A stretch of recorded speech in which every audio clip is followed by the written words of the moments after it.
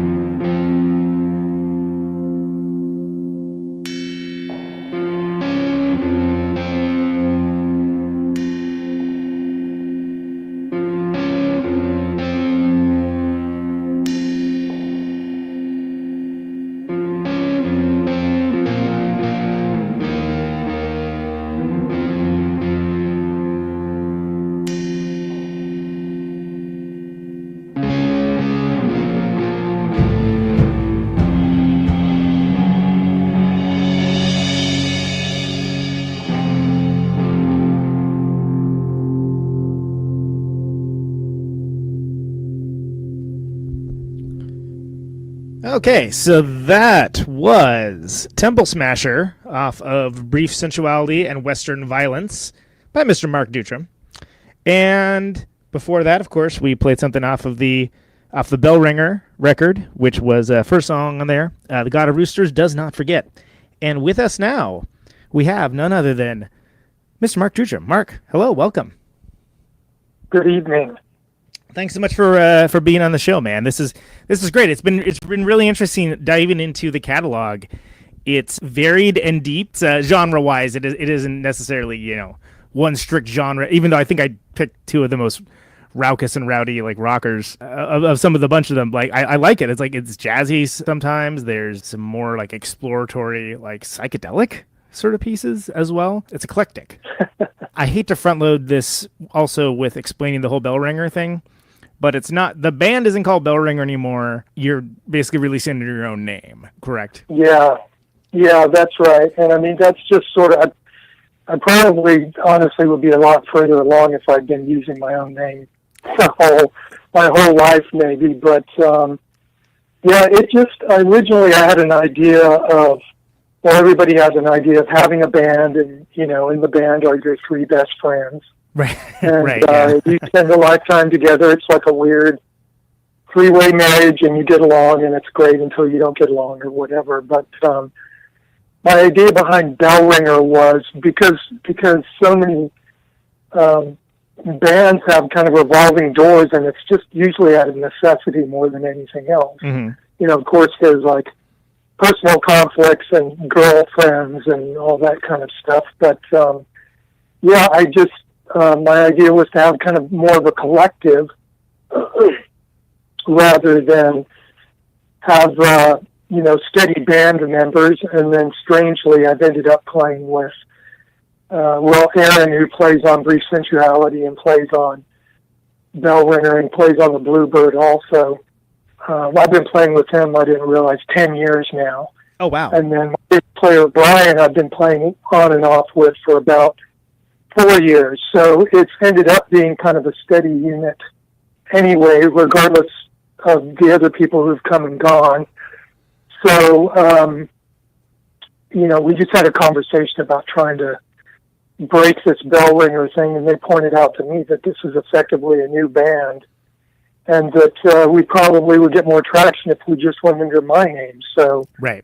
That seemed totally logical to me, and of course, it was a relief to my record label and a variety of other people who don't want to spend. Oh, I can market that. Yeah, they don't want to, spend 20 minutes explaining to somebody why I can't make up my mind about what I want to do. Right. So, so Bellringer is, you're hearing it here for the first time, will be discontinued slowly because there's a fair amount of followers over that way for me anyway. So everything will just go back towards the Mark Deutrom pages online or whatever, and the world will neither sigh a breath of relief or possibly even notice. So. Well, and of course, there's famous and there's sort of like, for lack of a better term, indie rock famous. And it's not like you have an unknown name by any stretch of the imagination to people into a certain kind of music. So it, does make sense. And especially since you have, a pretty good like clearinghouse of music, having it all just under your name is in these nuanceless times we live in. As much as I think Bellringer's a hell of a band name, frankly, it's honestly probably for the best. Well, yeah, I mean, there's a fair amount of irony in there. I mean, the person that came up with the name was the very first Bellringer drummer, and then he probably quit. But I had son was just in town, and I was hanging out with Greg Anderson, and he and I had a little talk about the name Bellringer, and he goes, well, to be honest, when I put Bellringer into a search engine, I get a certain something that you might not want to be associated with. So listeners, please do not put that into a search engine. Just we can trust on that. Well, you can put in Bellringer ATX, and then possibly you'll end up with something to do with me, and possibly you'll end up doing some exploratory journeys into your own sexuality. I don't really know. It might end up somewhere different. Yeah, I think there's a way to make both of it work for me. I just haven't figured it out. Right. Okay, that makes sense. So how do you reconcile personally the stuff on? I guess the record was called Jettison, right? It was by Bellringer, and the record was called Jettison. That material, along with some of the earlier ones, like the which I love the title, The Brief Sensuality and Western Violence, is such a great title. Yeah, thank you. I mean, obviously, the fact that same guy making the music, as the core. Is there a through line through it for all you? Do you kind of look at each of these releases as having its own voice or trying to achieve some kind of purpose? I don't know. That's a tricky question. Does any release have any purpose at this point? Okay, good point. I appreciate your sentiments for the nostalgia value of the physical item that used to contain music. Being a thing that people click on and then the thing happens, right? I mean, I guess. Yeah, exactly. Yeah. we do still value the album here, Protonic Reversal. So please indulge me if you will. Yeah, well, they they all have kind of their own little space, and right. That's what I'm getting at. Yeah. Yeah, they all kind of have their own. I'm not trying to continue or discontinue any particular trends within my own writing. It just it's fairly spontaneous and intuitive as to what gets included. Back when I was thinking, oh well, I'll have Bellringer, and then I'll have my own records, and my own records will be perhaps more exploratory, and Bellringer will be more stripped down. But I mean, I'm writing everything, so I write, a super wide variety of material, and that's not, it's just what comes out of my brain. It's because I like a lot of different kinds of music, and to me, it's interesting to explore different types of genre and just literally see if I can conquer them to my own satisfaction is more what it is. And then, of course, challenging the people I play with to see if they're interested in coming along and helping me do that also. So I haven't really the people who basically said I don't like that and I'm not going to play it. I don't play with them anymore. It's not. It's not that I'm demanding, okay, we're going to do Stockhausen cover versions, and we're going to do, hey, everybody, here's some recreation, recreation of some Miles Davis live 70s thing. The stuff here is like, okay, it's a 3-piece. Let's try and play something that sounds like it's from B.B. King's first record or something. So the bar is relatively low for what I'm trying to do, but it's usually I just start corralling materials together, and then the ones that are hanging together literally do that.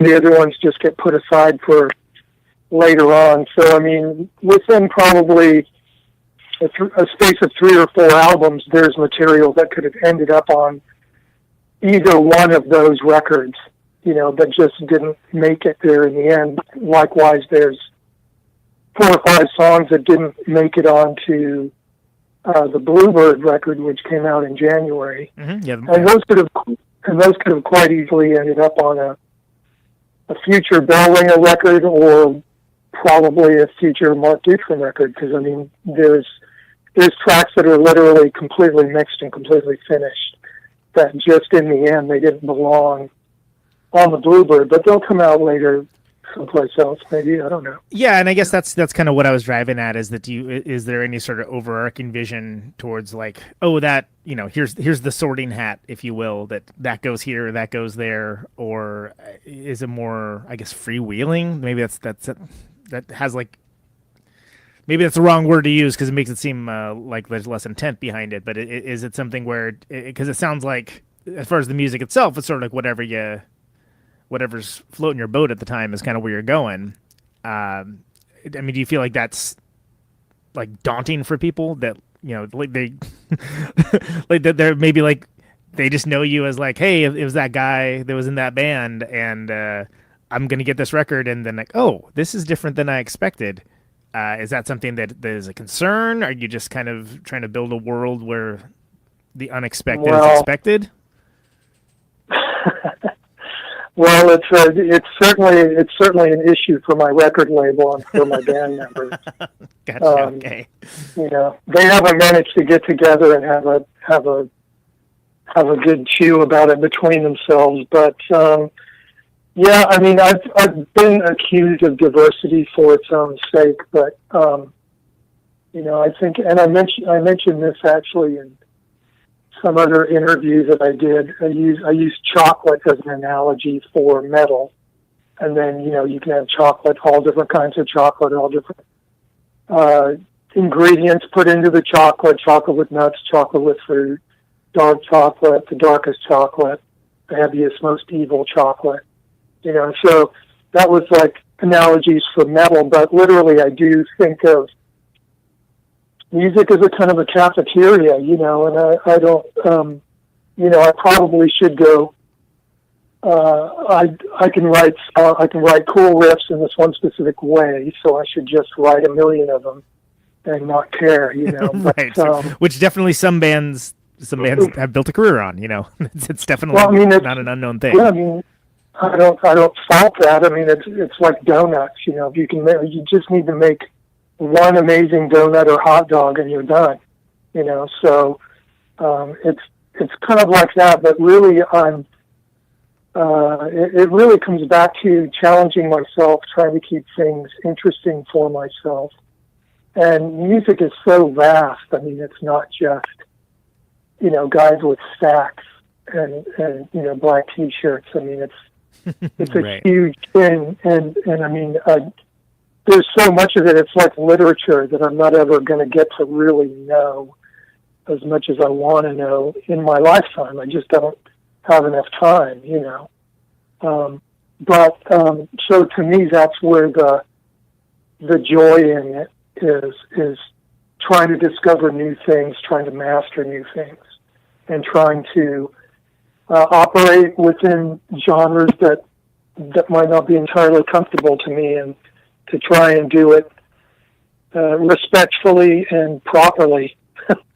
You know? Well, yeah, I mean, and you certainly, you know, built a discography where that is, you know, something that looks like a statement of intent. I mean, just as for instance, I know back in, you know, go back in the Wayback Machine, there was that CD. I think it was even like just like a limited edition CDR or something, but it was just different iterations of the word Iraq.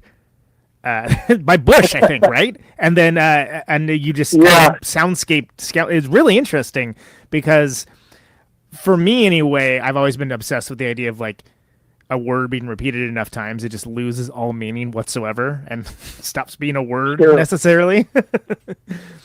Yeah. Well, no, absolutely. I mean, that's more of a vestige of my academic career, which was brief but highly impressionable. When I went to Cal Arts and I got to study composition there, and so theoretical concepts and serial techniques and all that kind of stuff was really in full bloom at that time, and it was kind of alienating because they were kind of, you know, saying, let's remove the emotional content from this, and then we can really get somewhere, you know. Right. And of course, it was just a phase that was going on in academia at the time. But Iraq is very much kind of a sort of commentary on that type of stuff, where basically, well, let's just get a couple of ingredients and do some math and then let the machine run. Actually, there was a bunch of editing involved with that, but it certainly comes from that sort of ethos of kind of overthinking something to the point of ridiculousness, and right. You know, but when you do that, it becomes something else, and it's kind of interesting because, like 12-tone music, you know, a bunch of people have used 12-tone techniques to generate music, but you know, when you hear Schoenberg, you know right away that it's a Schoenberg road, you know. So it's very sort of interesting in that way. It's like people playing the blues on guitar or something. You know, you have a certain number of ingredients. A distinctive identity based upon maybe like a preconceived ingredients list, so to speak. Yeah, or I mean, it's really the subconscious at work, you know, because in music, I mean, the subconscious is really the great kind of guiding figure that you have. And I think a lot of times it's the difference between, you know, truly great stuff and just sort of mediocre stuff, you know. The people that can manage to not get in the way of their subconscious are the ones who are generating the stuff that you can't put your finger on. You don't know why that's resonating with you, you know. Interesting. So kind of liminal spaces. Yeah, you know what I mean? So do you feel that you're better at sort of, I guess for lack of a better term, getting out of your own way and letting your subconscious do its thing now than you used to be? Is that something that you've kind of... Yeah, well, absolutely. Yeah, absolutely. I mean, I figured since I've tried for so long being very conscious of what I'm doing, maybe I could get more success by being completely unconscious, you know? So I think that there's validity in that, but I think the key is to just keep trying different things, and I do very much operate more on a intuitive level musically now than I used to, which is a good thing. So take it back, and I know that it got reissued like a year ago, maybe 2 years ago, but the record you did, the silent treatment, take me back to that. Where was your headspace when that record was written versus more current stuff? Oh, wow. Well, that was 1998 when I actually recorded it. I was still in the Melvins at the time. And, I just had a whole bunch of material that I'd never stopped writing material, and wrote stuff for the Melvins also, and had just been building up material over years. Silent Treatment was mainly all that material, and then, they decided they didn't want me in the band anymore while I was recording the record. So, that happened, and that kind of changed not much you can say there, yeah. That kind of changed my headspace, but, I was in a working environment. I had to get the whole thing done in basically 2 weeks. I had a week to track it and a week to mix it. And I was in Los Angeles. I was living in London at the time, and there was a lot. Luckily, that happened basically when I think I'd started mixing the record, but I don't really want to dwell on that too much. I mean, my headspace was really good making the record. Right. By the time I got done with it and was able to start reflecting, I really didn't like much of what I was reflecting on.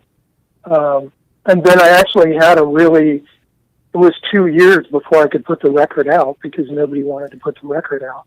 Oh, interesting. Okay. So what was, yeah.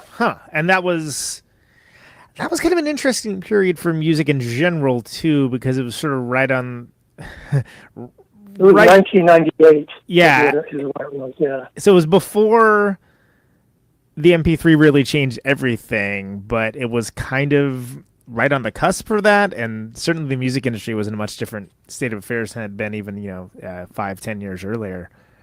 There's no streaming or anything at that time. Yeah, you still basically had to go out chasing like some kind of a little indie deal or something like that. And I think another thing that just kind of led to a sort of just utter disinterest in what I was doing was, I think by the end of the 1990s, we'd kind of hit peak alternative whatever.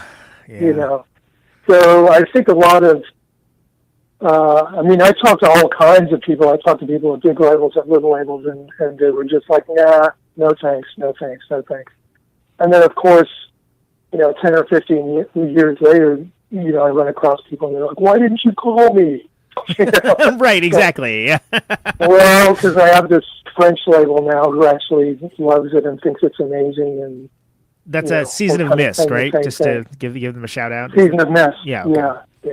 So, so that was a very strange to kind of, to finish making the record that I'd worked super hard on, and then all of a sudden have completely different life situation in front of me, because I basically had to go home and then look for a job, which is what I did.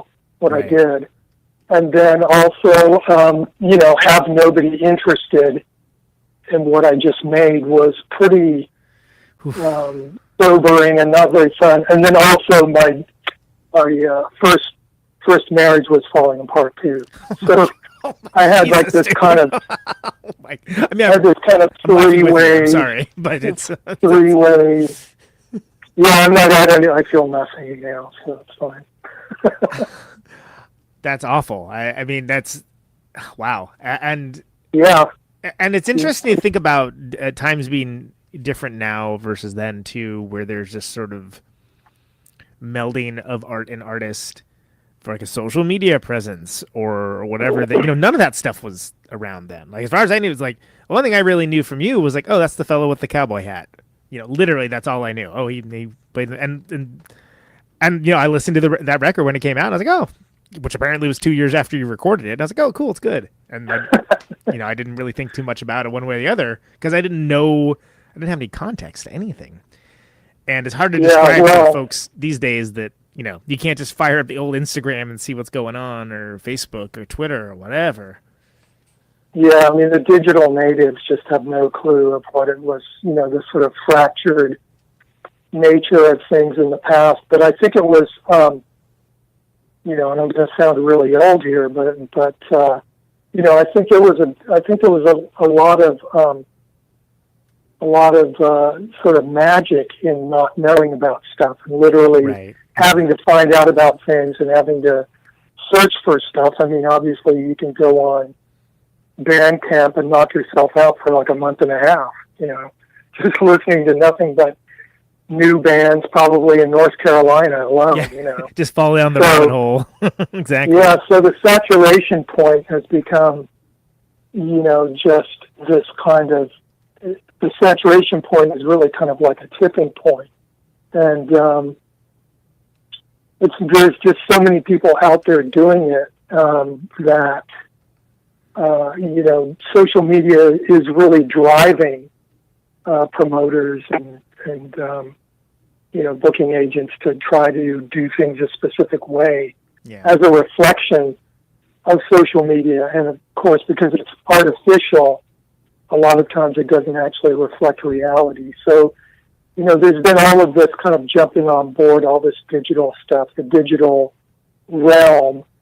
But there hasn't been a lot of thought about what the effects are going to be of that, and it's in all the arts too, I mean, movie companies are finding out right now what it's like to basically be Napster or something, Right, exactly. Yeah.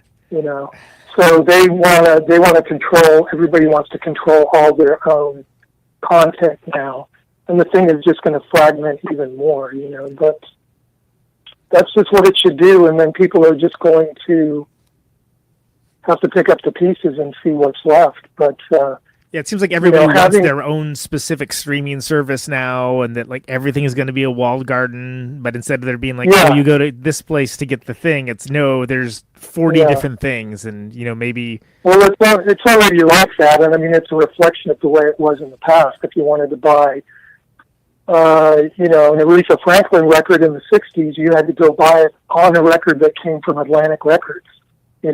Right. So, I mean it's just a newer, weirder model of the past thing, and then you're not even owning it now. You're just basically paying a microscopic licensing fee through your subscription fee, per month. But it's not very sustainable for people like me. I mean, all that stuff doesn't really matter. We're still just kind of hustling on the bottom end of it. I mean, if you're Neil Young or like Trent Reznor, you can basically start your own streaming service for your own catalog, and you're done. If you're a legacy artist, I mean, you're laughing. Yeah. So, and the idea being that the whole point of the democratization of the internet was supposed to remove gatekeepers, and what really is happening is that there's just different styles and types of gatekeepers now. It's just monetizing everything under the sun, and the main part of it is to grab the sweet data that they can sell on to other people. Because the metadata itself is a commodity, and probably, some of these individual data is actually worth more than the, 2 Beach Boys songs or Billie Eilish songs they're listening to. Yeah. So that's another layer of irony. Well, and there's that old saying that if you aren't paying for the product, you are the product, right? It's well, of course. Yeah. Very true. So take me back. You mentioned going to CalArts, and I actually had forgotten because everything's down the memory hole right now that you were born in the UK, right? Do you still do you still hold British citizenship, or do you have U.S. citizenship at this point? Do they just give it to you eventually? I don't know. Are you kidding? You looked at any kind of news? In the Yeah, I was last, gonna say. As I was saying years? that, I was like, "Wow, that's a dumb thing to say," but it's never stopped me No, before. it's good. So. That's funny. Yeah, no, I'm not a U.S. citizen, and it's just basically because I would have to. And I'm not saying I want any special treatment or anything, but it's been convenient for me to retain my UK citizenship and have a green card, which I've done for decades and decades and decades. But if I was going to go and try to do a citizenship course or whatever, I'd have to go do it like everybody else and get a sponsor and all that kind of stuff. So well, the I don't have UK's the time or the inclination today. The UK's in kind of as far as things being chaotic. UK's not in that much better of a place right now than the US in a lot of ways, at least at the time of this recording. Yeah, well, I mean, they're now that they've dissolved Parliament, I guess it's time for a Cromwell figure to appear. Right, exactly. It's all start kinds of ways for chopping this to heads. go. Definitely, a friend of mine described the current situation as, like what happened on certain television shows during the writers' strike some years back, where he's got these suddenly all these shows are on the air, all these puzzling things that made very little sense started happening. Everything is drunk dad logic, and I think that's fairly astute. Yeah, the UK they're getting to learn now also. Yeah, not so high and mighty now, huh? Yeah, exactly. They're going to be learning from their two favorite countries, Scotland and Ireland. Yep. So we'll see how that pans out. But so you grew up there. You grew up in the UK. I mean, were you around for the tail end of like Beatles and the sort of there was a couple kind of eras of music like punk rock as defined by the UK, things along those lines. Did you? Yeah, well, I did. I mean, I was born there, and I lived like the first 6 or 7 years of my life there. So I have really vivid memories of watching the Beatles on TV as a kid and seeing Kennedy's funeral and just weird stuff like that. But I was a music fan from when I was pretty little, and I do remember badgering my mother to buy, the little Beatles EPs that had 4 songs on them. And what else? Did you start playing on then too, or did that come? No, later? I didn't start playing until I was probably about 9. And my parents got divorced, and so my stepdad was in the military, so we started moving to a variety of military locations in Europe and the U.S. And he played the guitar a little bit and showed me how to start playing some stuff when I was about 10, really simple kind of one-line stuff. And then we lived in Germany when I was a little older. We lived there for 3 years, and we had a Armed Forces radio network there for the guys who were stationed there. And so the Armed Forces radio network was great through the mid to late 60s, the 3 years that I lived there. And they just played all this great stuff. It was probably better than stations in the U.S. even, because they basically had a DJ. He was playing all his favorite stuff. Whatever he wanted. It wasn't necessarily what was being pushed by the record company. It was just... Yeah, so it was great because you'd hear this total mishmash of Burt Bacharach and Blood, Sweat, and Tears and the Stones and the Who and James Brown. You hear it all mixed in there. So that was a really great primer as a kid, because I knew if I just sat there and turned it on, I'd hear really cool stuff, Yeah, of course. right away, pretty much. So that was highly influential to me. And then I discovered Hendrix and Led Zeppelin and stuff like that when I was a little bit older, and that was kind of it, So. That set you on your way. So what brought you? Oh, you said Cal Arts. Did you go to Cal Arts immediately? Did you have a stopover elsewhere in the U.S. first? Yeah. Well, I mean, I spent like about half my high school years and grade school years out in West Texas in El Paso. And so I got to see a lot of really, this is in the early mid-'70s time. So there are great bands touring all over the place. So I saw lots of great shows out there. And that was very formative and impressive also to me. I went to Cal Arts after high school. That's a college. So and that's how I got there. And to study music. Yeah. And basically, I mean, from just becoming like a giant music fan as a teenager, I started listening to more progressive stuff like King Crimson and Yes, and Emerson, Lake and Palmer, Sure, and yeah. Genesis, and all that kind of stuff. And from reading interviews with those guys, they were talking about classical music.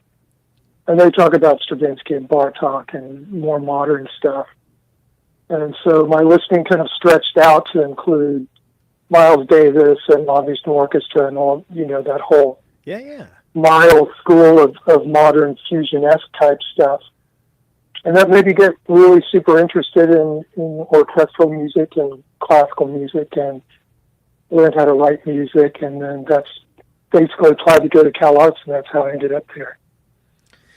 So, and were you still clued into what was happening currently at that time, or were you just kind of going down like the composer rabbit hole and really soaking all that up first, as far as like whatever was going on, in El Paso at the time, like the bigger bands, like local bands, I would assume punk rock bands, big rock. Yeah, well, this is ZZ Top, even kind of before punk rock a little bit, but I mean, there's nothing going on in El Paso. I mean, it's just like now, there's nothing going on in it. I mean, the only time anybody talks about it is when something terrible happens there. Yeah. Yeah. And so if I mean, like they'll go great Texas cities. I mean, I'm in Austin, and El Paso won't even be on there, ever. Pretty much. People forget it's even in Texas to a certain degree, unless it's like touring bands or people that are specifically going there for a reason, because it's so far removed. I think a lot of people don't also understand just how big Texas is and how much West Texas there is as well. There's so much of it. Yeah, and I mean El Paso is big. I mean, it's bigger than San Antonio, by a lot. And then combined with Juarez, there's 2.5 million people in the area, so it's not exactly small. It's not a small, but the location, I think, definitely makes it, have a different, from an outsider anyway, it seems like it has a different cultural identity, almost maybe closer to like parts of New Mexico, really, than, the certain parts of other parts of Texas. But again, that's coming from an outsider. Maybe that's based on nothing. Yeah. Well, it's more like Chihuahua than anything. Sure. Yeah. Well, that makes sense. more like old Mexico, which I mean it was. So the whole area was. Yeah. Story checks out. But So I just went out to. But to answer your question, I did. When I started going to Cal Arts was like in '77, and that's in Los Angeles. So I spent a bunch of time going to clubs down in LA and saw all those great bands that came up at that time. Like Germs and stuff like that, like things. Everybody, like that. Okay, nice. I saw everybody. I used to go to the Whiskey and the Starwood, and I used to go to even the Mask. And I would go to Hong Kong Cafe and Madame Wong's, all those places. Go to those big shows down in what was it, Huntington Beach and places like that. So I saw pretty much everybody, and got to know people in the scene a little bit, and lived in LA from I guess '77 till '82 or something. And that's actually where I met Lori Black, who became bass player for a few records in the Melvins too. And her and I were a couple, and we lived in LA till '82, and then we moved up to San Francisco. So we would go and see we were very much liking and enjoying the alt scene that was going on in LA at the time.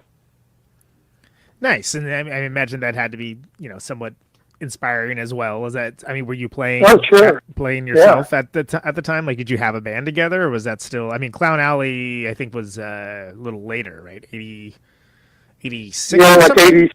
Yes, that's right, 86. Yeah, I mean, there's nonstop trying to put bands together and make stuff happen, and just stuff not staying together and not happening. Like 99% of bands, It's not a story that's that uncommon, unfortunately. Yeah. Yeah, no, it's highly common. Yeah. And okay, so then when you did get Clown Alley going, which by the way, Clown Alley, that's where like isn't that in the circus, like where the clowns change, like where they get ready to do the show? Is that what a Clown Alley is? I always kind of thought that it was some sort of place where they put the delinquent clowns, like the clowns that got a little out of line. It's like they got put in Clown Alley till they simmered down or something, Nice. Kind of like, kind of like a penalty box in a hockey game or something.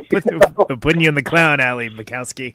Yeah, it's like it's all fun and games until, okay, that's enough. Now you need to go to Clown Alley and think about what you've done. I don't know.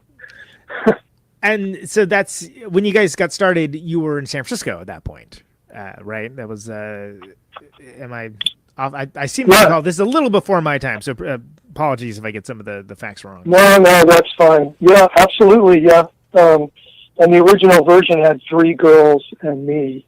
We had a drummer called Becky, and she was actually in some famous girl punk rock band from New York or something. I forget what the name of them was.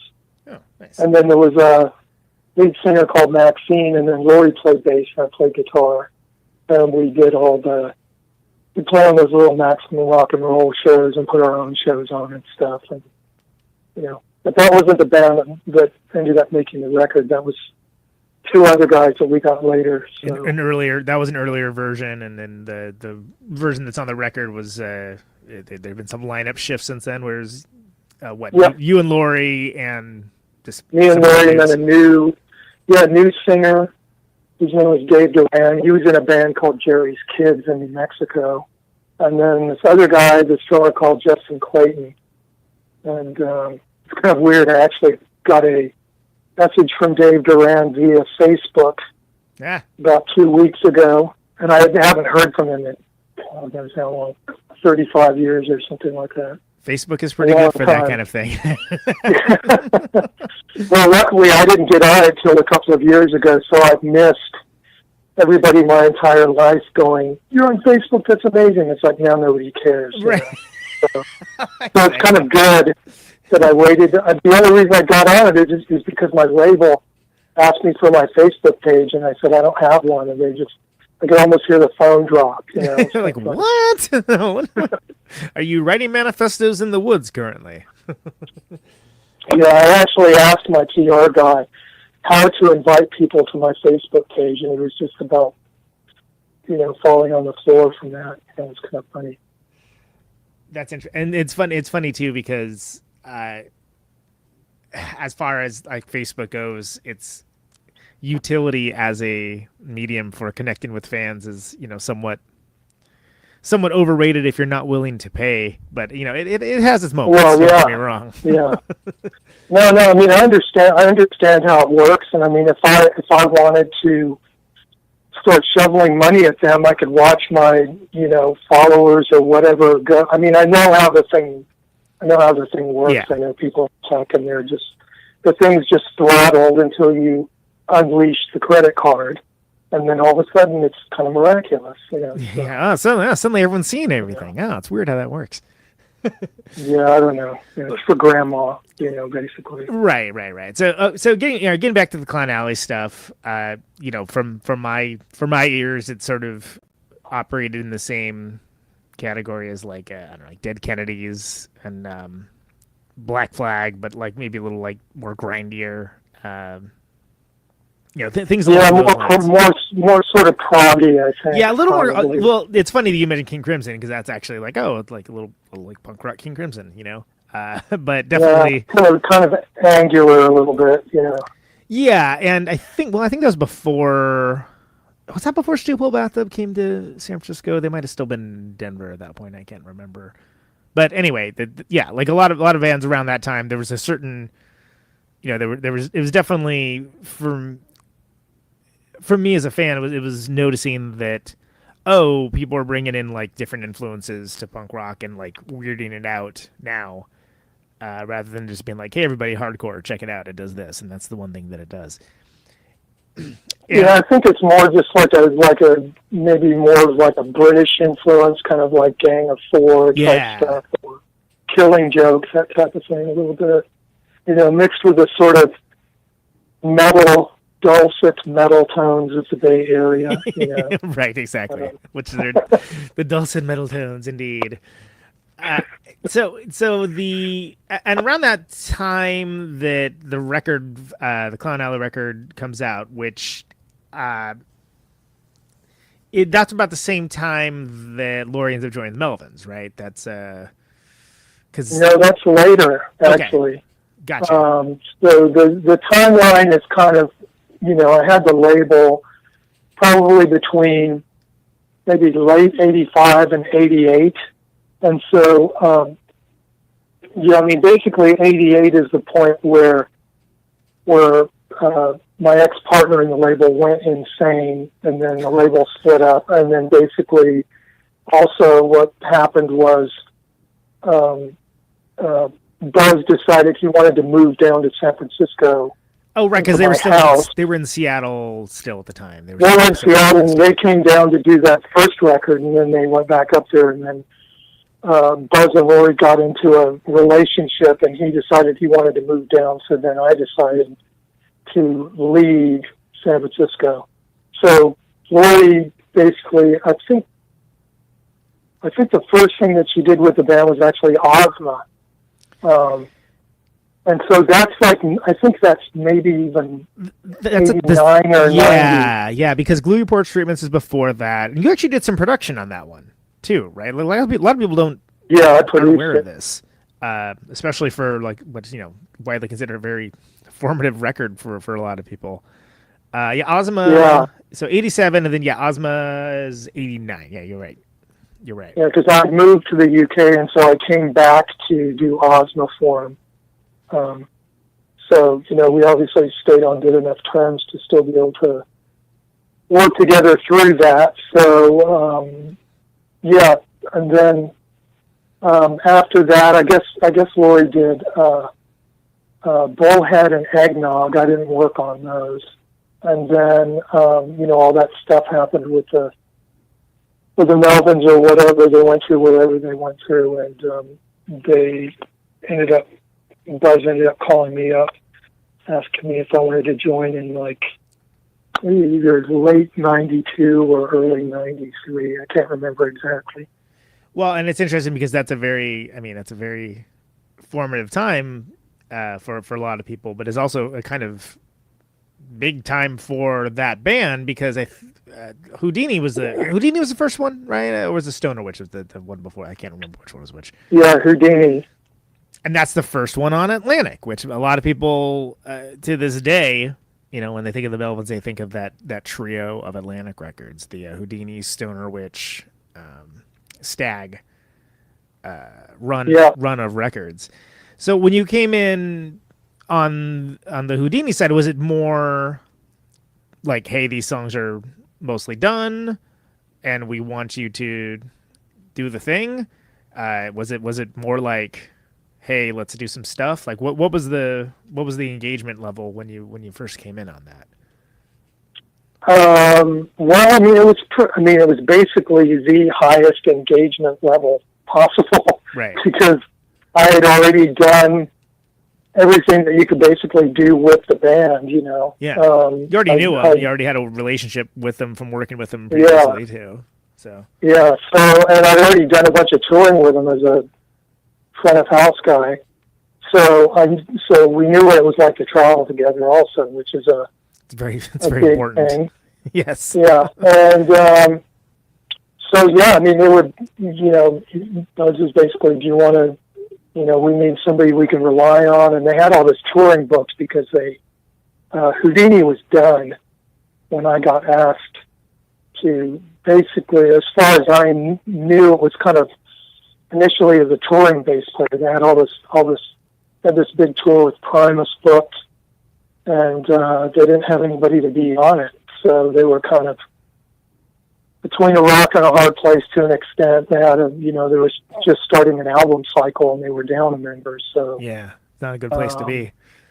Yeah. So, I mean, they called me up and I was like, yeah, I'll have a think about it or whatever, because I was still. You were living in the UK still at the time, right? I mean, I was living in the UK, but it was really more like a personal thing, because of the stuff that went on between us, and I wasn't sure if I wasn't sure if I had it in me to just walk back and go, okay, this is, today's today, let's get to work, So, I managed to find my way through that to be able to make it work, until it didn't work, I guess.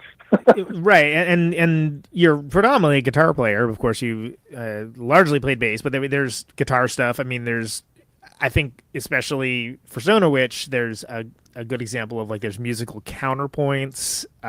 It's not just the D D D D style of bass playing. Yeah, well, I always used whatever the material was. I always used it as a point of departure. If it was kind of okay, here's the way the riff goes, or here's how the chord goes. Here's the chords that we're using. I always tried to make it sound bigger than it did, and to try to always bring something. Because a lot of times when you just double something, I mean, you actually make it smaller sounding. Right, kind of right. A weird psychoacoustic thing. Yeah, where it doesn't actually provide a bigness. It actually sort of smallifies it to a certain degree by just being too busy or whatnot. Interesting. Okay, so and then I know that there's, having seen you guys around that time, there was a song, what was it, Junebug, right? I think, is that the speedy one that you guys would switch? You'd play guitar and Buzz would play bass on that one. Yeah, well, we did a couple of tours. I think we did a European tour where we played 3 sets, right? We played, I'm not sure if we did the 3-set thing in Europe, but I know for sure we did a 2-set thing where we played pretty close to 2-hour-long sets. And then I think we did that first in Europe, and then in the U.S. we did 3 sets, and I played guitar for the first one. And then the second one was kind of lighter material, and then the third one was kind of, all the money shots. Right, the hits, only the hits. The hits, yeah. Hits in quotation marks. But I remember, because I saw, whatever the one was in San Francisco, and I thought it was such a genius idea, because at that point it's like, well, there's enough material and there's enough different kinds of material to do that. But I was like, oh, what an audacious move! What a crazy thing to try! But it actually made a whole lot more sense when you saw it, especially based upon how everything was sort of collected together, and the types of songs that were there. So I mean, I think it worked. Yeah, well, I think it did. There's also probably a more banal reason for playing 3 sets, which is not taking a band on tour with you. So, less money to go around to do. It's like, sorry, there's no room for you on this one, or whatever. But you'd be surprised. I mean, promoters would still be, well, we got these 2 local bands who can't wait to play, Yeah. We're just be going, Jesus, but. So that's Stoner Witch, and that's. I want to get. We kind of brushed right past it. Was there any special story behind Junebug? 'Cause I think it's a really cool song, and I've always kind of wondered if there's anything interesting, with that being was it always meant to be an instrumental? Was it just something that kind of popped together and off you go? Well, yeah, probably always was meant to be an instrumental, and I think it's one of those. I think it's a track that was being considered for silent treatment. And, I was kind of, should I do this, should I throw this at the band or not? And I was like, I'll throw it at the band, that's fine. And there was a lot of that, like, oh, this is cool, this isn't cool, or whatever the process is. I mean, it seemed to be a fairly organic process of selecting material and bringing it together. And, we were, coming up with new material was certainly not any kind of a hardship for us. I mean, if we, not that it's a good example, but the record Prick was done, right. Just because we had leftover time from doing demos in the studio. So we probably spent 2 days making that whole thing, and, so there was definitely a accelerated aspect of creativity. And since we lived in different places, we had to kind of really try to extract the most amount out of our time together, which we did pretty well, I think. Well, and is it interesting from the perspective of a fan, like Stoner Witch has had especially some serious staying power. Like that's a record that it seems like new people discover every year. I mean, is that something that, how does it feel in like 2019 to have, like, are people still referencing that to you? Is that something that you're living with when it's, you're talking about, God, that's 94, right? So sometime back. Yeah. But it's a fantastic record. Fantastic, weird as hell record. I love it. Yeah, it is a good record. And I mean, it's very much a collaborative effort. And, that record is amazing also because of Garth Richardson and right, yeah, of Joe, course, yeah. and Joe Barresi, and also Chad Bamford. Those guys are just monster technicians and have great ears. Yeah, and, Joe Barresi did he did some record recently that I really, really dug. Totally stupid at this point. Oh, he did do Tool. Yeah, you're right. No, I was thinking of whatever. That doesn't matter. But yeah, he's got it. That's a guy that's he's got quite the engineering discography. Yeah, it's ridiculous. Well, consequently, he has no life, but that's his choice. Right, exactly. Yeah.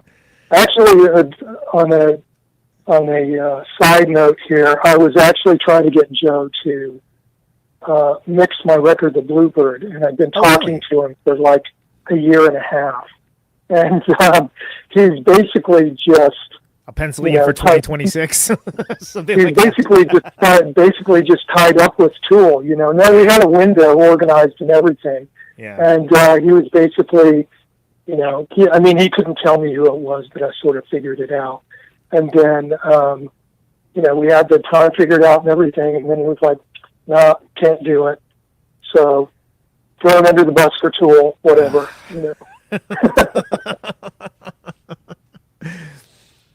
But around that time, Stoner Witch, which again holds up well as a record, people kind of discover one of those records people kind of discover every year. But there was the tour. There was a bunch of touring. There was, you went out with Primus. You went out with that was around the time you went out with Kiss. Right? Which crazy. Yes. That happened. Yeah, that was crazy. Yeah. We actually made up a story about, I don't think Kiss had gone out with their makeup on in a while or something. I mean, we would get kind of silly in interviews sometimes, and we made up a story about how Kiss was going to put their makeup back on and take us out on tour with them. And that's what happened. And it actually happened, yeah. So yes. So, were you a fan? I mean, I imagine. I'm not personally a fan. Oh, really? Okay. All right. Yeah. But, obviously Buzz and Dale loved it. And, they're all super nice people. I'm just not...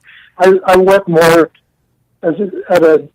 At an impressionable point in my teenage years, I went more towards Queen than I did Kiss, as far as, like, big show bands are concerned. Gotcha. And used to get in like big dumb teenage fights with people over who was better. So, but you can decide. Never quite in. They just get paused and picked back up later. Not really, but the guy that I used to have the biggest fights with was actually the drummer on the Silent Treatment, who is an old high school and grade school friend of mine who has become a really great drummer. But yeah, anyway, it doesn't matter. And he was in the Kiss camp there, and that. Yes, formally, yeah. So yeah, that's okay. It's fine. It's okay. But I mean, it's still even if they weren't your favorite band or anything, it's like those are crazy it's still an amazing shows. I mean, that's an amazing experience. Yeah, I mean the biggest, basically. The only thing bigger is like the Rolling Stones or something. But yeah, it was really, really an amazing experience, and it was definitely a quality experience with quality people. So that was great. And so, was there any of the like bigger tours that were like kind of a bummer as far as like maybe you weren't treated in a professional manner or anything along those lines, or were mostly everything pretty good? Yeah, I mean it's always down to the people you work with. I mean, like what you do, what anybody does. I mean people forget that it is a work environment. Right, you are doing the work, even if it seems like the audience is there for fun. Don't get me wrong, but it is yes, work. Sure. Yeah, I mean everybody brings their own experience and their own attitudes towards whatever's going on. And yeah, I mean it's for being such a cool job, it's kind of surprising how many people don't actually even like the job. And I'm talking about the job as like anything under the umbrella of putting on giant shows like that, So, you kind of wonder, like, hey, don't you like music? It seems like you should like music. Well, if you like music, go on a few rock and roll tours and reconsider, your position. Because if you really like it, you're going to come out of it liking it more. Yep. And if you've got a little gram of, I'm not sure about that, you're going to hate it and like get into sports or something. Suddenly you're really into artisanal alpaca sweaters or something along those lines. Something, yeah. But I mean, there was also, Rush, right? That was another big show. I mean, and you would like to think that it was a big show, that their fans might be receptive to weirder music. Do you feel? Well, yeah. I mean, Rush, and they're all older, so they're not going to throw stuff at you, So, the Rush crowd was just kind of, okay, whatever. This is interesting, but there would always be Melvins fans that would go to those big shows, because they would just be, this is great. I get to go hear, my favorite alt band play over a gigantic PA. So I mean, at the football stadium or wherever. Yeah, exactly. Not designed for live music at all, but is this crazy experience? Yeah. So the people who were not having a good time just sit out in the lobby drinking buckets of Coke, and the ones who were really psyched were really psyched. And there's only a couple of times where crowds got, really violent to the point where you just went, wow, this is a violent crowd, So, but I think things have calmed down a lot now, and, post 9/11, everything is so security conscious and kind of fascist in a way. I mean, they have metal detectors outside shows, and it's just, Look at some stuff like the Bataclan and with Eagles of Death Metal, and the fact that literally a terrorist attack on a rock show. That's well. If you subscribe to a genre called death metal, it's invariable that at some point death will present itself in your life. Which is funny because they're the least death metal band in the world, and it's meant to be ironic. But that's neither here nor there. And yeah, well, I mean, I don't know where it is. You're right. It's neither here nor there. So, the last record of your time with the Melvins before you started, was Stag before you started recording your record, or was that around the same time? No, I said no. It was Silent I started recording my record. Yeah, I started recording the Silent Treatment like in April of '98. Okay, I know you said there was a gap between it came out, and you never know with major labels back then. Like, you sit around waiting for glaciers to move. Sometimes. Yeah, well, that didn't. Well, I mean, yes, Stag came out, and then the Atlantic didn't pick up the option, and so we made Honky with AMRAP. Right, with Tom. So, Tom, yeah. So as far as I was concerned, we were probably just going to, go make records with him forever or some other indie or whatever. I mean, I think there was a couple of majors that were kind of making overtones, like offering money to make demos or something, Yeah. And I had a conversation with Buzz about just taking the money, and then we'll give them a couple of songs, and then with the money they give us, we'll just record an entire record for ourselves. Make a record and give them the quote-unquote Yeah. demos. Yeah. Yeah, it's like, here's 3 songs, or here's 2 songs, and then we could, I knew how to make a record really cheap by that point. If you're not bad at a grift, really, and I guess actually it's not even a grift, like it would be just a different use of resources than what most bands would do. Sure.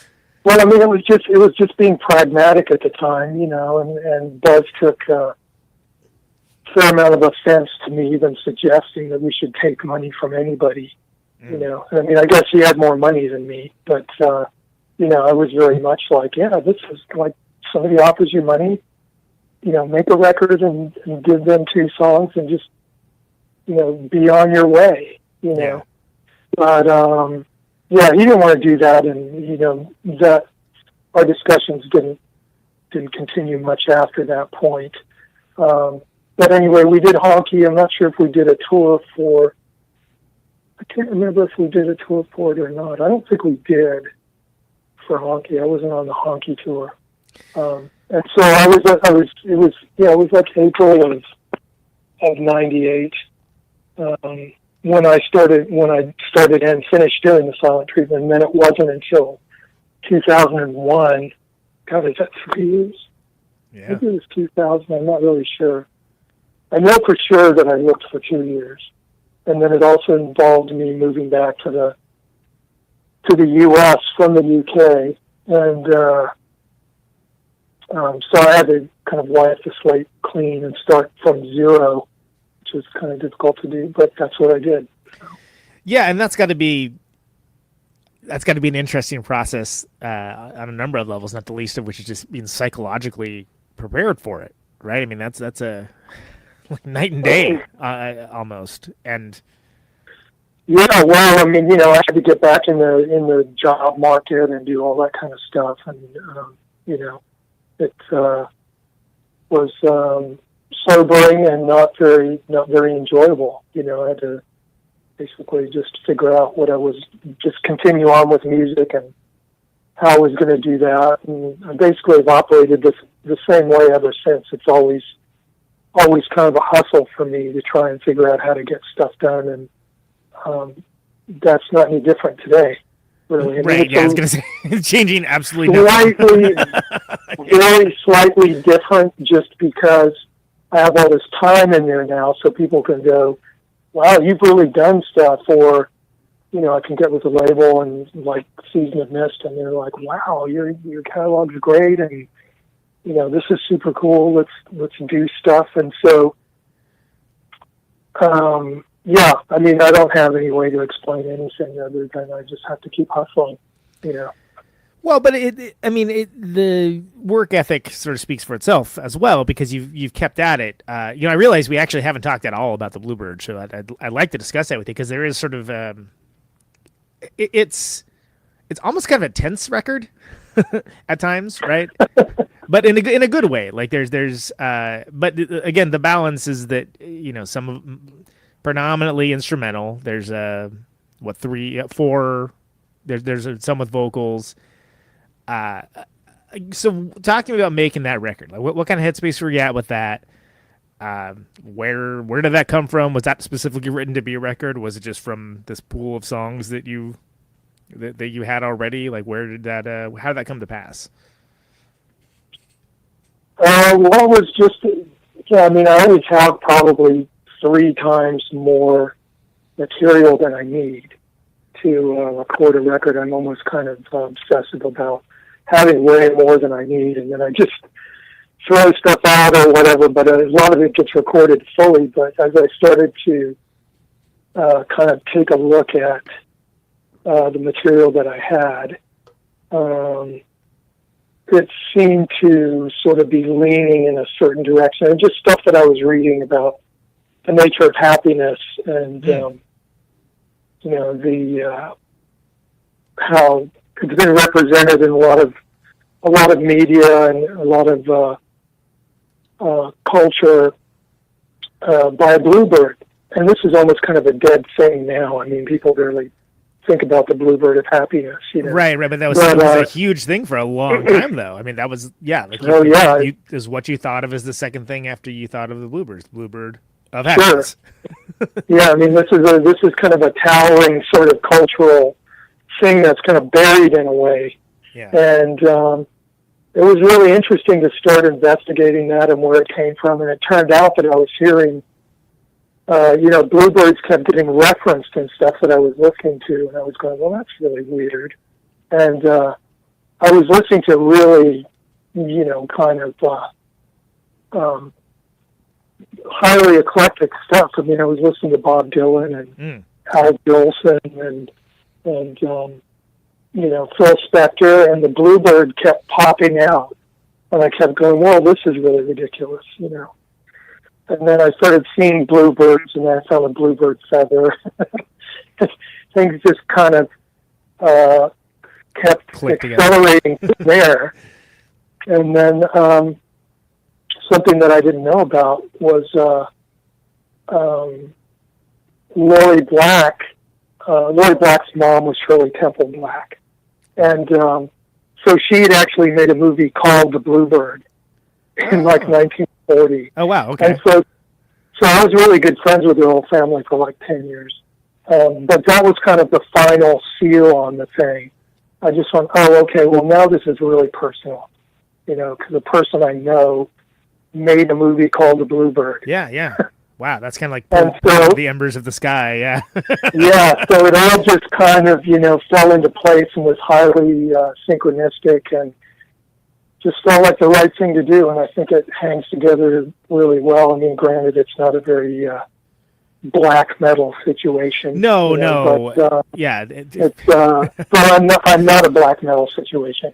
Right. So, I mean, there's for instance, what is it? Somnambulist is sort of almost has a Morricone sort of vibe to it with the crazy synthesized strings. It'd be on not like John Carpenter, but like a sci-fi soundtrack almost kind of situation, right? Yeah, what's his name? Badalamenti. Yeah, Angelo Badalamenti. I could not think of that guy's name at all. Thank you. Yeah, exactly. Yeah, more kind of like that than Morricone, but yeah, absolutely. Absolutely. Well, and it's interesting that you've got stuff like that in there, and you also have stuff that's more rock like, right, and a little more straightforward. So it's a record that I think it rewards multiple listens, and it rewards those looking for nuance, but that can be a hard thing to try to get to people when you're not already a known commodity that has that trust relationship necessarily with a large fan base. Like it's easy for Radiohead to change things up because people are going to be there and call it genius pretty much no matter what it is, right? Yeah. Not to diss on Radiohead. I got no particular beef with Radiohead, but it's a different thing when you're coming from a place of trying to make this art and having these ideas and having these songs and putting them together and into basically a cold and indifferent world a lot of times. Well, it's incredibly challenging, and I mean one of the it's the the Zen koan. If the tree falls in the forest, nobody hears it, doesn't make a noise, or the sound of one hand clapping or whatever. Right. Yeah. Kung Fu. So I mean, yeah, if you have a vast audience, then that vast audience hangs on whatever you do, or at least a portion of it does. So there's not all that kind of stuff is operating on a vastly different level than me, you know. Yeah. And I've had to, even the time spent at Atlantic with the Melvins, I mean, it seems like this huge kind of incredible accomplishment, and it is really, because I mean, that's sort of what everybody dreams of. You know, as a young musician, you want to, I don't know if it's sane necessarily, but you don't want to be able to have to work for a living, and you want to be able to make a but it's yes. You're not. But I mean, you want to be able to, you want to be able to make a living from your art effectively, and so you know, yes, like you mentioned, some of the big bands that Melvin's played with in the past, but the reality is the closer you think you're getting to that, when you go on a stage before a band like that, you realize that they really are like unicorns, you know, those types of bands, and that you might as well be playing outside the arena on the sidewalk, you know, by the concession stand. Because all it is that you're 300 yards closer. Right. That's all that it means. It doesn't mean that you're somehow more significant, or you have even a chance of getting, you know, 1/10 or 100th of the success that they've had. So, you know, even the further you go within all of this, or the further one goes, I think it's really important to manage your expectations. And so that's a big thing that I'm going through at this point right now, is managing my expectations given the amount of time that I've spent doing this, and what I can expect from music in the future. And, you know, I'm discovering that music doesn't owe me anything. I mean, It never has. And the only music, because music is an abstract thing. So, you know, trying to get back to the point where the music is the main thing, instead of the trappings around it, around the music. Is my challenge right now, is to kind of strip away whatever I can that's superfluous, and try and make the music the reason, you know, and the most important, which it is. I mean, music is always the reason why I'm making it. I can't help but make it.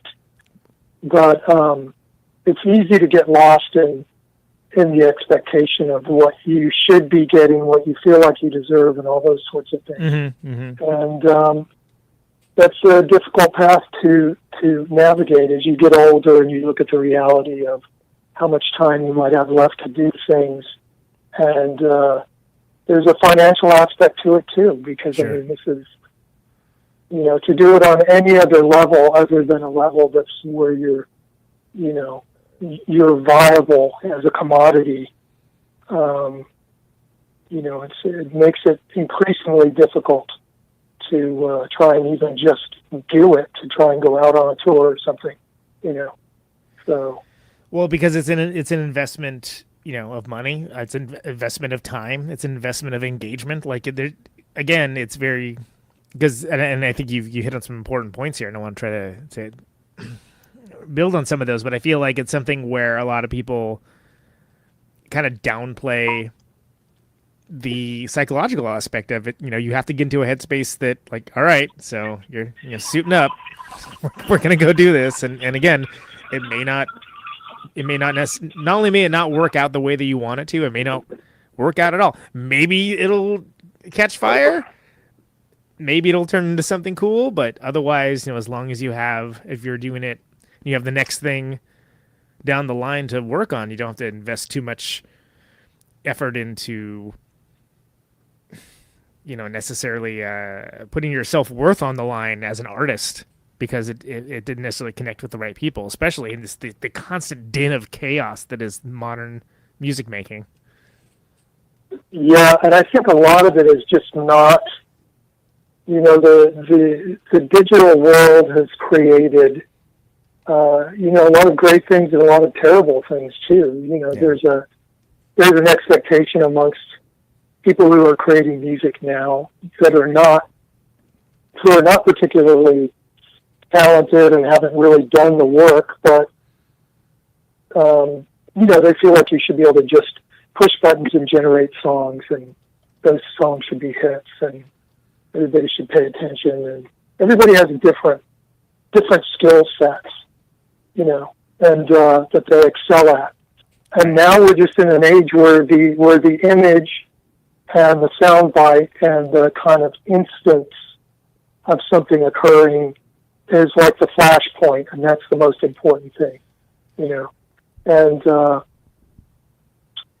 there are people who are really talented in, making the biggest noise in the room or on the screen, and there's also people who know how to use the digital environment to their advantage to generate that. But, it doesn't feel very organic to me. I mean, it's a completely different time, and like I mentioned before, nobody really knows what the end result of this is going to be. Oh, and anyone that says that they do doesn't, is totally full of it. Like there's no way to know at all. Sure, but and it's a completely different time. Also, it's kind of safe to say that the sort of golden age of recorded music is done.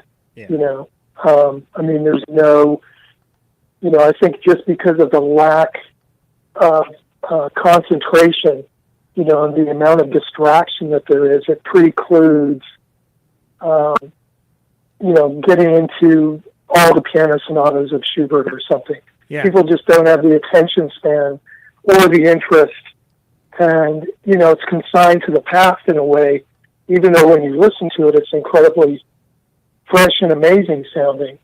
And it comes from a time of silence. And I think the music that we listen to now comes from a time of incredible noise and saturation. Yeah. And that's why it sounds like the way it does. I mean, harmony is basically a lost art at this point. If you think of like 60s and 70s pop music, it's exceedingly the rare. stuff in the charts, the harmony in it is amazing. Of course, I'm a all fan these myself. people went to school and they studied harmony and stuff, figured it out. But now it's just kind of, there's a beat and there's a guy mumbling something over the top, or there might be some amazing female singer who just can't hit a note, has to sing like 400 of them.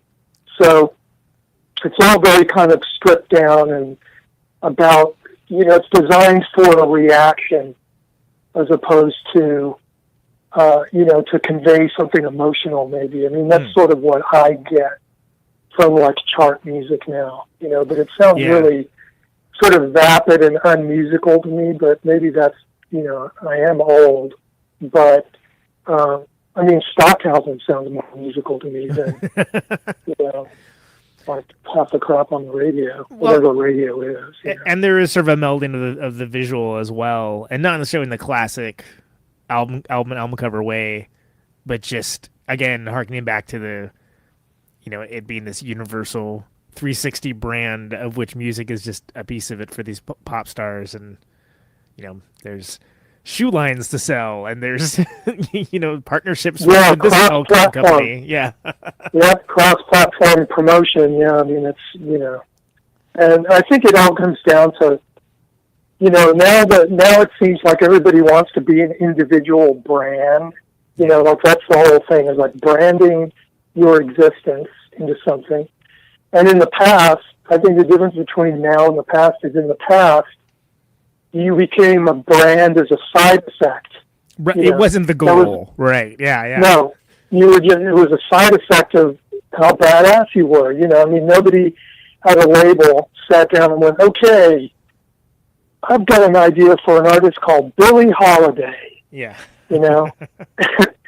So this one ticks all the boxes. Go get her. It's like, no, that's not, and it's hard to imagine all these super iconic figures of the music of the 20th century being brand new at one time and unknown. Yeah.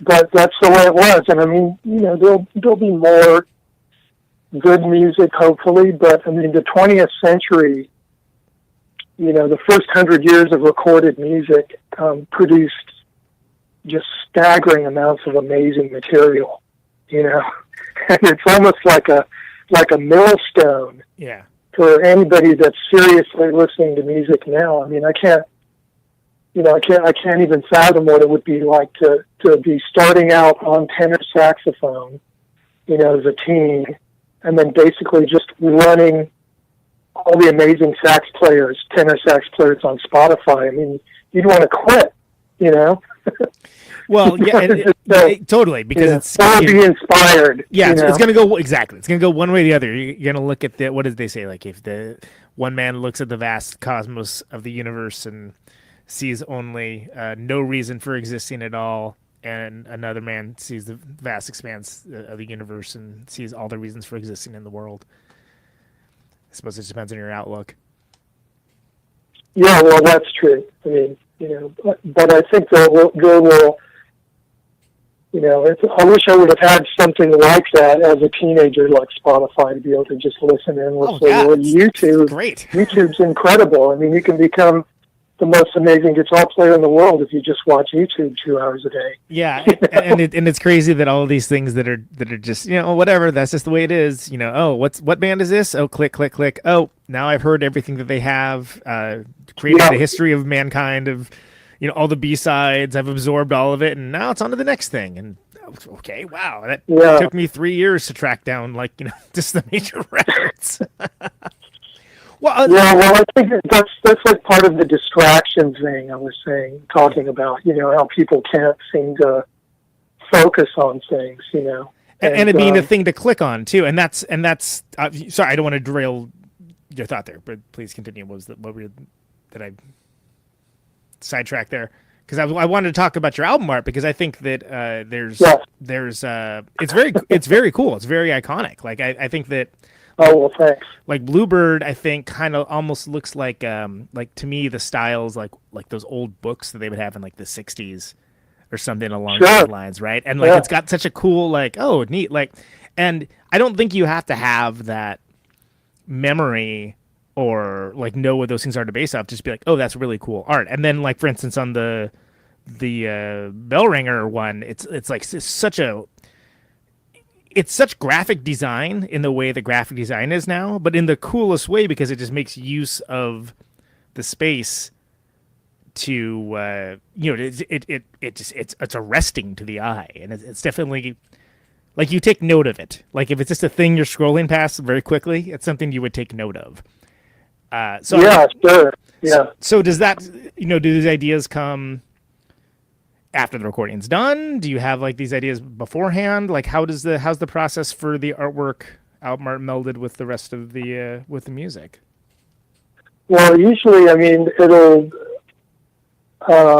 once I have an album title, then I'll throw it at my wife Jennifer, and she's a professional graphic designer. So we operate really on a super intuitive level. We basically just go, how does this feel? How does that feel? She's got her own sort of torturous process to go through to find her way to something, and I just kind of leave her to it.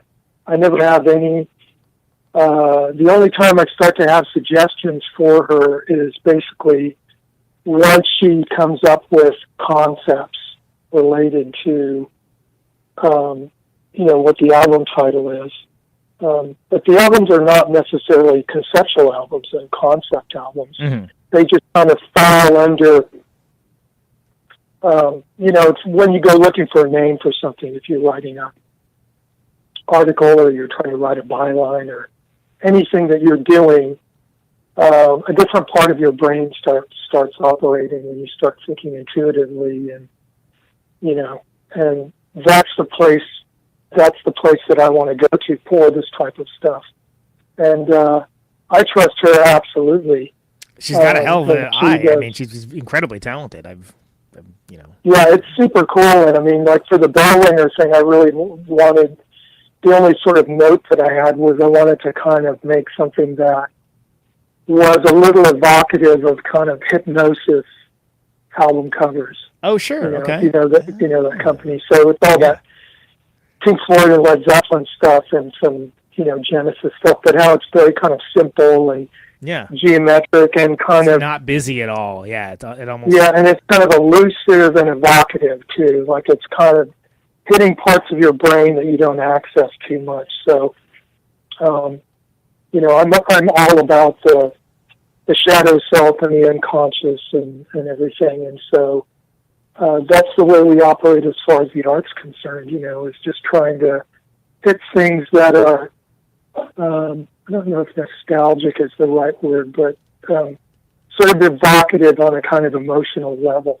Right. And I mean, the Bluebird was kind of an easy, that's you say Bluebird to somebody and everybody gets a different image in their head, but that one was a little drawn out and it took some doing. There's a lot of hidden stuff in there and meaningful things, but in the end, I mean, it's just, it's really nice. We're super happy with that one. It's pretty unique, and it's a very interesting album cover, and ideally, again, if you're dealing with stuff in the digital world, it does serve the purpose of making you like stop and kind of go, hey, whoa, what's that? And sometimes that's all you need. Sometimes you need a little more, but it's very beautiful artwork, and it's also something. Oh, go ahead. We're kind of evocative of older literature too, because I'm somewhat of a book collector. So those super decorative books of the 19th century, where they'd have all the embossing and stuff, that's kind of a touchstone for that. That's the first thing I thought of when I saw it, is that like it definitely had that feel of just like looking like an old book. And the only thing I can think of that's even in recent years that like even comes close as far as using that kind of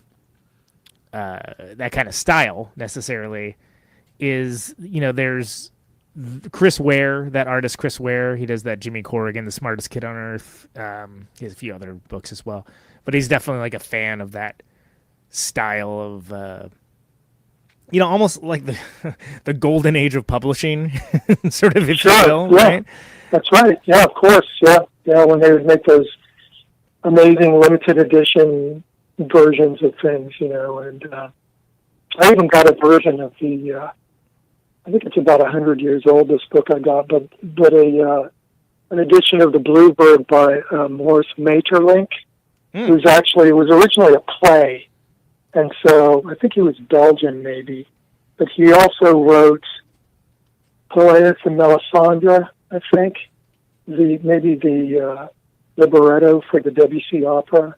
But anyway, there was a version of the Bluebird that came out like 100 years ago, and so I got a copy of that book, and it was very, had a super nice panel on the front and embossed gold lettering, so that was kind of a departure point for that. Right. And it worked out good. The bigger the image, the better it is too. Like it looks great on an album-sized format. Yeah, where you can like really like check out all the detail. And that's interesting too, because as much as everything is just wild chaos now and things on a screen and anarchy all the time, always.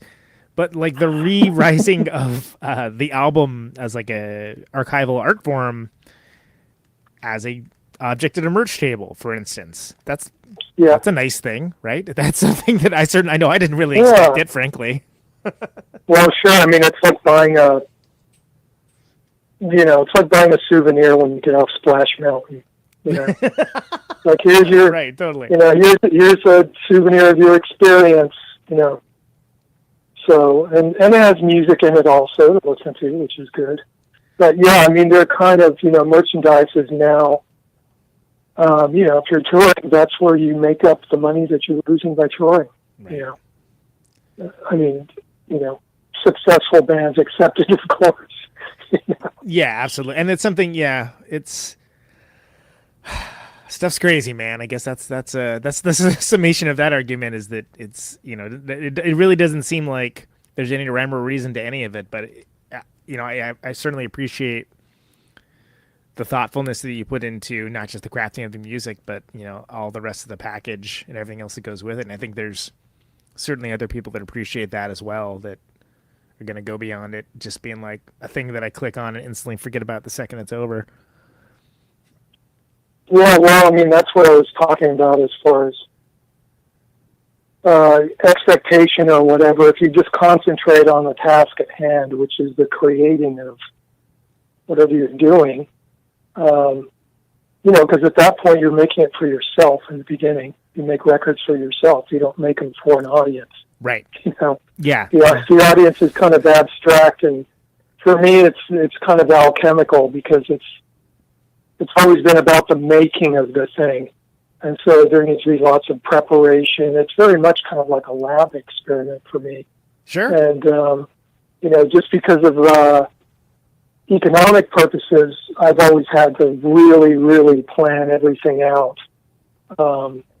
As far as how much studio time I'm going to have and who I'm going to hire to play on it or hire to engineer it or mix it. So, do you feel that informs the creative process based on just resource availability and things like along those lines? Yeah, absolutely. And, there's a lot of wiggle room for stuff to go in any particular direction. But mainly, the important thing is to just be with the thing you're trying to create and concentrate on that. And usually, it'll turn out pretty good.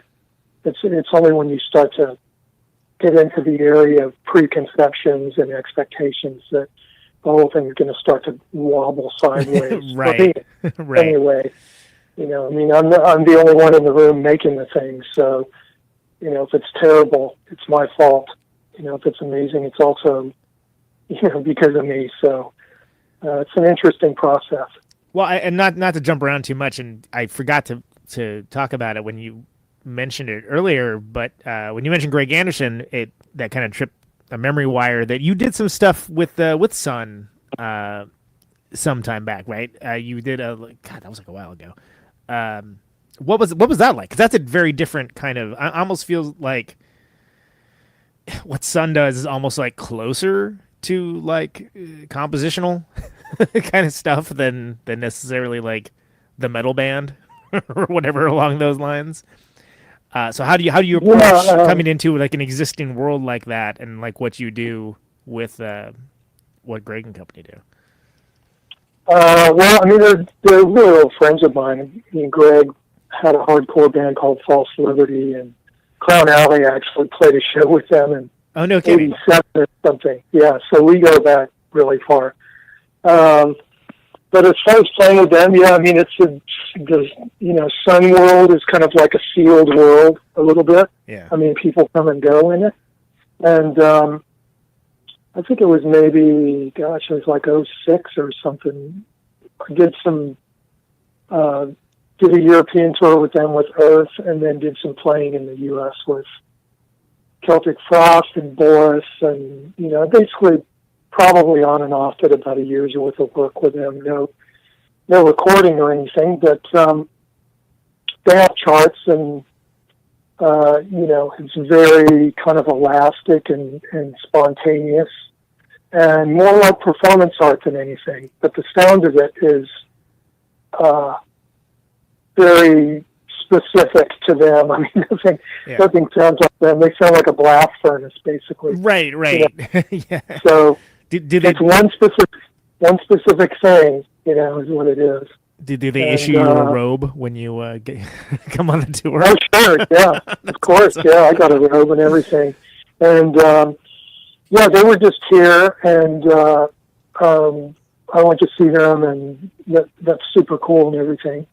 And they just have a really unique thing going on, because you can only experience that at one of their gigs. It just does not translate in any way, shape, or form to anything, any kind of reproductive. It would have to be like an IMAX movie, basically. Right. You wouldn't be able to get the same experiential treatment from that. Well, and that's there's something to be said for that, right? Especially in this world where everything's increasingly been just sort of reduced to being postage stamp size things that you push the button on. It's like, oh no, that's a thing you have to see. Yeah. Yeah, well, they've had, I think they've almost been together 20 years at this point also. So it's been a glacial type of growth that's happened, but I think people are kind of, when they can't describe exactly what draws them to it or why they think it's any number of ways. I think at the bottom of that is a experiential reason, which is that it's the only place that you can go do that. You can't stream that.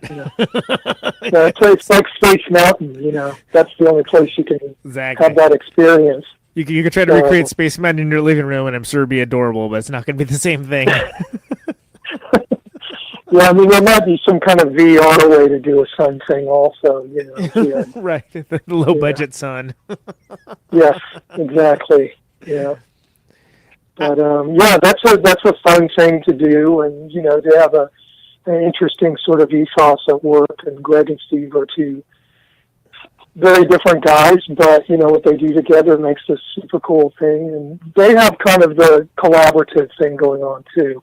Where people come and go according to if they can do the gig or not, or if they're cool to hang out with. Is kind of the main thing. Yeah. So, when you saw him recently, was Tim Midget playing with them? Yeah, Tim was with them. Tim and Bill Herzog and Steve Moore. Do you know those guys? Yeah, Tim's been on the show a few times, and he's a great dude. I mean, I've got a lot of time for all of his bands, and it was something that was like pleasantly surprising because he's an amazing player. When they had him collaborate at first on the record and then go out on tour with him, I was like, oh, that's very cool and kind of fascinating because I could totally see him pulling that off, but I would like to see him pull that off because I don't know what that would look like. So, well, he's a super nice guy, and I thought maybe I'd met him at some point before, but I hadn't. But yeah, he's a really cool guy.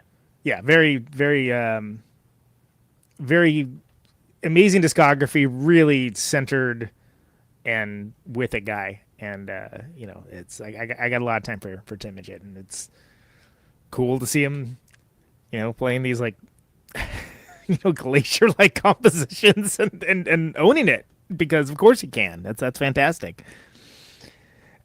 So yeah, it's a fun gig if you can do it. Yeah, right. Exactly. Nice work if you can get it right. Yeah. So so again, we coming back to earlier on, we were talking about Bellringer, and that although I think it's a fantastic band name, don't ever search for it. And it's kind of being rebranded as everything is under just the Mark Deutrom banner now, right? And yeah, it's not even rebranding. It's just it just will continue on basically. I mean, because all the records are under my name anyway, so there's not a lot that has to be done really. So, and that's something where there's a markdeutrom.bandcamp.com. There's the label website as well. Well, there's also a markdeutrom.com too. Like you have like a bunch of stuff just on the regular old website that human beings used to have. Before. Yeah, I keep the website in case anybody wants to get in contact directly, which some people still do, and then not through social media. I don't really do anything through there, but. And I keep that up to date just because that's kind of the official sort of stuff as opposed to all the other crap that's out there. So anybody who wants a bio, they can go there, and that's actually what happened. Instead of making up your own thing or just stealing some crap out of it. Just, conjecture or whatever. Oh, that's sure. That's my version of my life. So... because I got in a fight with Wikipedia over my life, and it was stupid. So, Lord. So anyway, that just makes it easy, and then I just post, the latest stuff that I'm doing. It's just a depository for anybody who's really, who's interested in kind of the train spotting level of things, and all the important interviews get posted there and stuff. So it's more a depository for anything.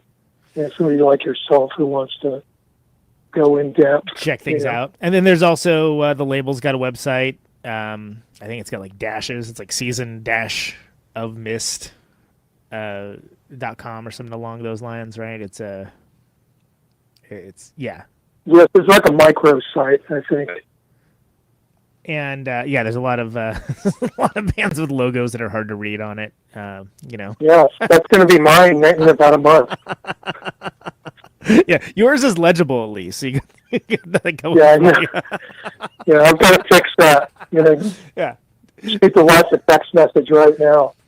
You'll definitely move a few more units if you decrease the legibility of that logo. Yeah, my name has to look like a meteor cluster. Right, exactly. At a distance of like 5 parsecs.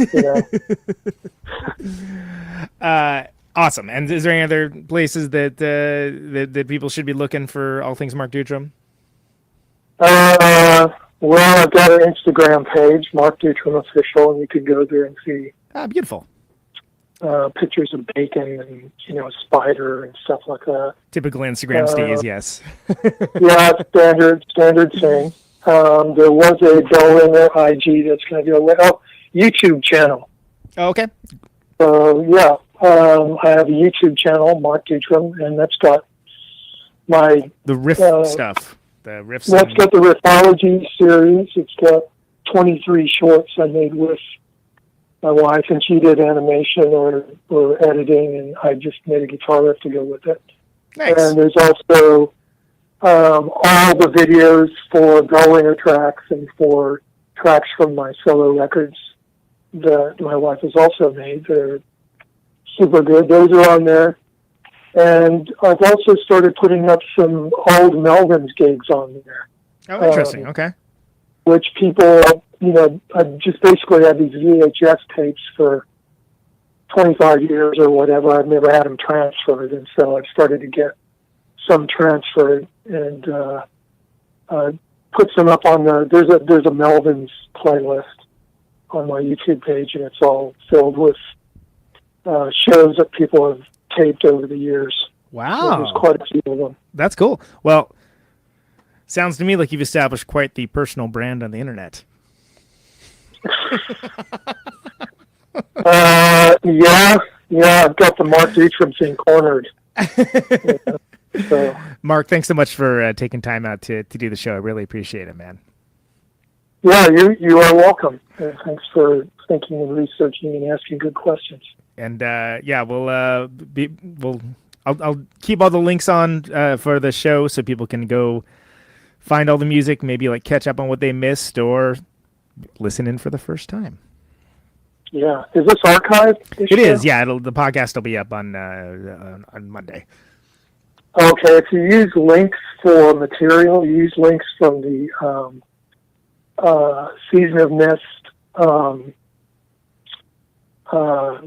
page for my material, because that way it'll be good quality. Gotcha. Sounds good. Mark, so all the albums are up there. Appreciate it. Thanks so much, man. Really appreciate the time and talking to you. And let's see you down the road. Okay, thanks a lot. Take care. All right, brother. Bye. Ah, there he goes. What a cool guy. It's Mark Deutrom. So go to all those places. Is this thing on? Find the things. He's got hell of a discography, man. Check it out. It's worth looking into. It's if you go in with an open mind, you just might be pleasantly surprised. season-of-mist.com, markdeutrom.com, DEUTROM. He's on Instagram. He's got a Facebook page. Preferred social media of choice. Are we going? Yeah, that's the thing. That's the stuff. That's the that's the stuff, everybody. Good talk, man. I really enjoyed getting into it with him. And it's he's onto some cool stuff. So go take a look at it. I've said my piece. I've said enough. All right. So this song is called End of Radio. It is the last song we play at the end of Conan Neutron's Protonic Reversal. As we come to the close of our broadcast day, That you have been listening to. And we thank you for that. RadioNeutron.com for the archives. my farewell transmission. Show airs live, Radio Nope, 7 p.m. Central, 8 p.m. Eastern, 5 p.m. Pacific, Signing off, every Thursday. RadioNope.com. Mr. and Mrs. America, and all the ships opposite sea. Live listeners, we got Music On with Music Off coming up next. Anyone within the sound of my voice. If you feel so inclined, upgrade the show on iTunes and Stitcher and Spotify, whatever. That's how people find it. 50,000 watts of power. I don't like it any more than you do, but ratings make the world go round. I wanna ionize the air. I got some cool stuff coming up. Stay tuned, as always. I'd like to thank Mr. Mark Deutrom for spending his time with us. Sound into electricity. Listen to his stuff. All right. Can you hear me now? Out on Route 128, in the dark and lonely. Catch you later. I got my radio on. Can you hear me now? Can you hear me now?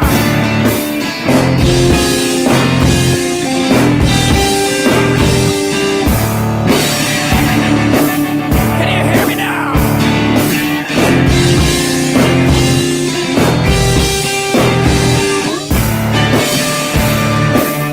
you hear me now? In the radio.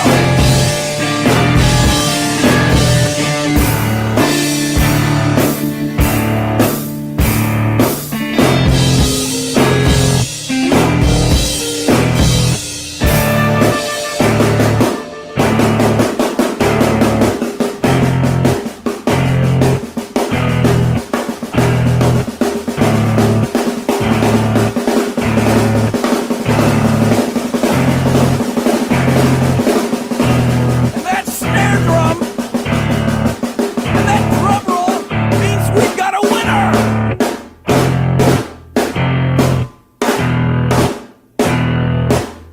If you're the fifth caller, or any caller at all,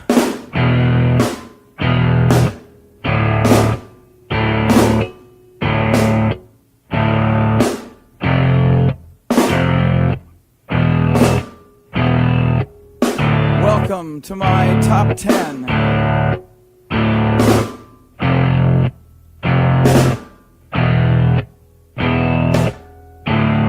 I'd like to thank our sponsor. But we haven't got a sponsor. Not if you were the last man on earth. She was prepared to prove it. This one goes out to a special girl.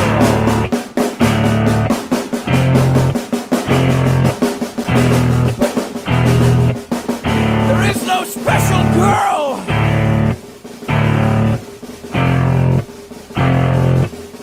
It's the end of radio.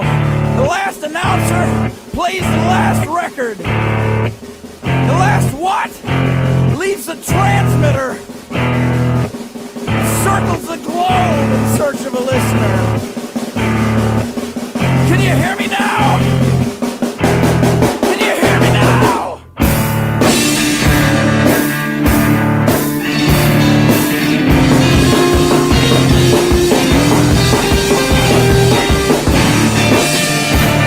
Can you hear me now?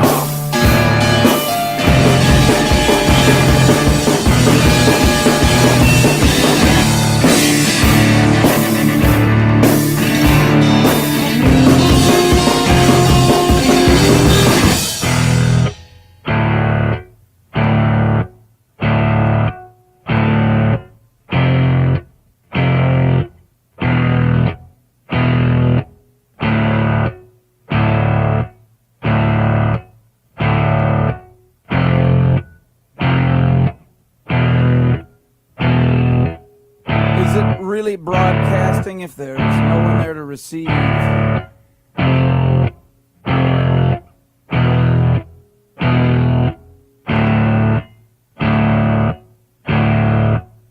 It's the end of radio.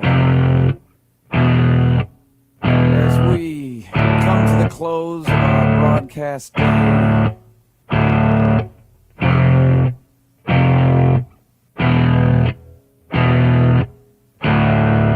got my radio.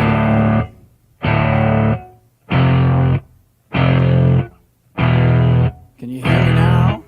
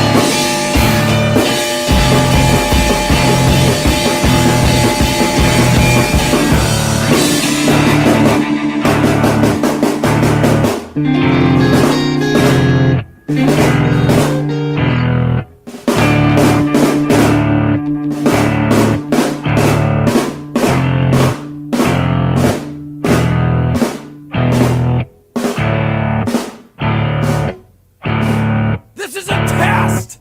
If this had been a real emergency, hey, hey!